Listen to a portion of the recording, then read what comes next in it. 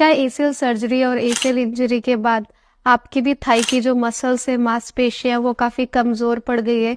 जब आप अपने अफेक्टेड लेग यानी कि जिसमें आपकी इंजरी हुई है या सर्जरी हुई है उसको कंपेयर करते हैं, जो आपका अच्छा वाला पैर है, नॉन अफेक्टेड लेग है, आप कंपेयर करते हैं तो आपकी जो थाई की मांसपेशियां हैं वो काफी पतली दिखाई देती है और उस पैर की जो थाई की मांसपेशियां वो काफी स्ट्रांग दिखाई देती है।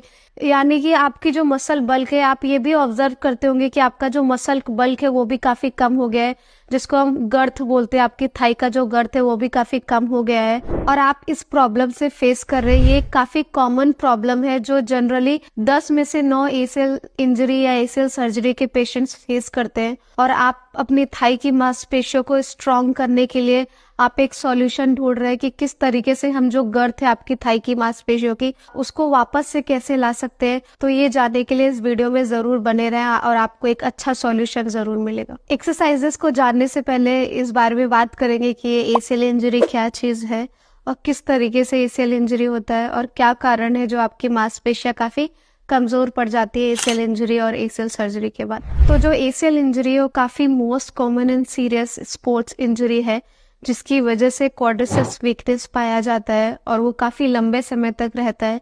एसीएल इंजरी के बाद भी और एसीएल सर्जरी करवाने के बाद भी काफी लंबे समय तक के लिए ये परसिस्ट रहता है और ऑब्जर्व किया गया है कि ये जो आपकी क्वाड्रिसेप्स वीकनेस है वो काफी लंबे समय तक पेशेंट इससे जूझते रह जाते हैं। अभी हम बात करेंगे रिसेंट एडवांस रिसर्च के द्वारा पाया गया है कि जो क्वाड्रिसेप्स वीकनेस है, जब आपकी थाई की मांसपेशियां काफी कमजोर पड़ जाती है जिसकी वजह से आपका जो नी का डेंजरस बायोमैकेनिक्स की वजह से ओस्टियोआर्थराइटिस भी डेवलप होने लगता है विद इन अ ईयर और 10 years of the ACL surgery. इस वजह से काफी जरूरी है कि हम एसीएल सर्जरी के बाद एक्सरसाइज एंड रिहैब को प्रॉपर फॉलो करें ताकि आपका जो क्वाड्रिसेप्स वीकनेस है वो परसिस्ट नहीं करे लंबे समय तक के लिए और आप जल्द से जल्द रिकवरी पा सके।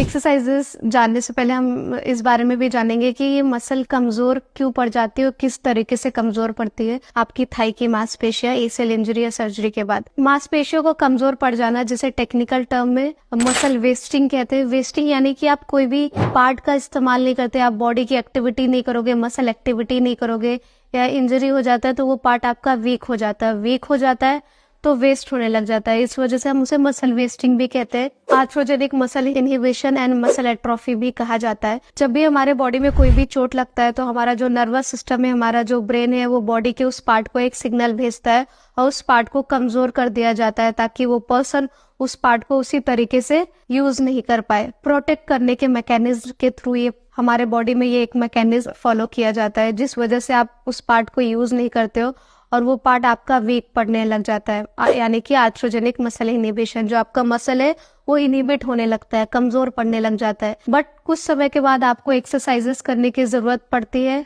ताकि आप उस पार्ट को पहले जैसा स्ट्रॉन्ग कर सको। और अगर आप एक एथलीट है या कोई भी स्पोर्ट्स एक्टिविटी या फंक्शनल एक्टिविटीज में वापस अपने आप को लेकर आना चाहते हैं तो आपको बहुत जरूरी है कि आप अपने उस पार्ट को, थाई को स्ट्रॉन्ग करें और रिहैब को प्रॉपर फॉलो करें।